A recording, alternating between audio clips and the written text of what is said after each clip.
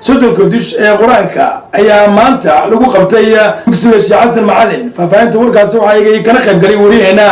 Cabdinuur Ismaan Aadan warbixinta inoogu diyaariyay. xafladan qalin jabinta ee lagu qabtay xaafadda Buundaweyn ee magaalada Beledweyne ayaa waxaa soo agaasimay maamulka ardayda dugsiga xifdinta Quraanka Kariimka ee Sheekh Xasan Macalin ee ku yaala xaafadda Buundaweyn ee magaalada Beledweyne ayaa waxay ahayd mid lagu dhiirigelinayay arday dhameysatay 114 Quraanka Kariimka ee qolka Eebeta oo shahaado lagu guddoonsiiyay maanta waxaana xafladda ka soo qayb galay macallimiin wax ka dhiga qaar ka mid ah iskuulada ku yaala magaalada Beledweyne waalidiin iyo qaybaha kala duwan ee bulshada ee lagu casuumay goobta ay ka dhaceysay xafladda qalin jabinta ugu horeyntii waxaa kelmado goobta ka jeediyay hambalyo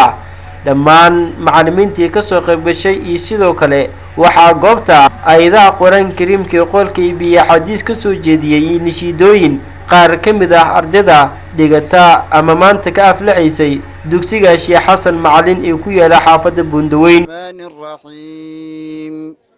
أرأيت الذي يكذب بالدين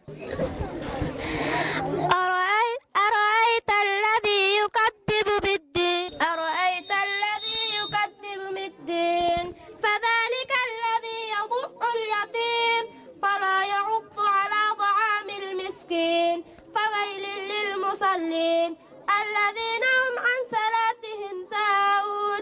الذين هم يراءون ويمنعون الماعون marka waalidiinta bal hadda daalaano allahna ka baqaano ha soo dhiirigeliyaan ciyaalka aanu ku dhiirigeliyaan wax barashada intay wax baranayna ha ilaaliyaan 114 quraanka intuu qofka xifdinayeen waa in la iska ilaaliyo xitaa iskuulada hadii laga reeb karo intuu dhameeyo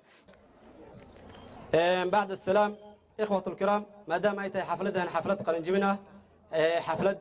أرضية قرآن كريم كانوا ويسي يعني أي قلن جبنيان إن حفلتنا مركب حق أولادها هي مونتها إن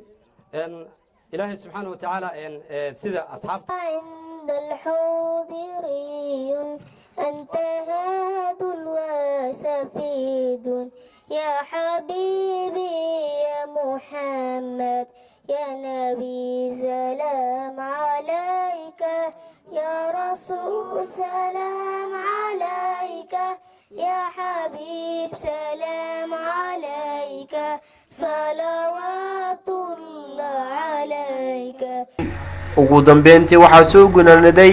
kana warbixiyay taariikhda dugsiga Sheekh Xasan Macalin ee ugu yaala xaafadda Buundaweyn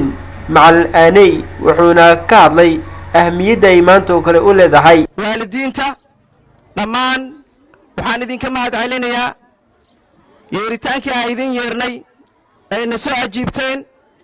ee waqtigiina qaaliga ay noo soo hurteen annagoo idin yeernay oo keli inaad nala maamuustaan kitaabka kariimka ayadoo ardaydaas markaa ay qalin jibiyey maanta ugu dhigayna xaflad inay ku qalan bedelanayaan sida macallimiinta hore ay sheegeen waana sida quraanka kariimka haddii la barta lafdigiisa waxaa loo baahan yahay macnihiisa in la raadiyo xafladan ayaa waxay ku soo idlaatay farxad iyo reereen iyo jawi degan Cabdinuur Ismaan Aadan Carays raadiyaha iyo TV-ga wadani Beledweyne.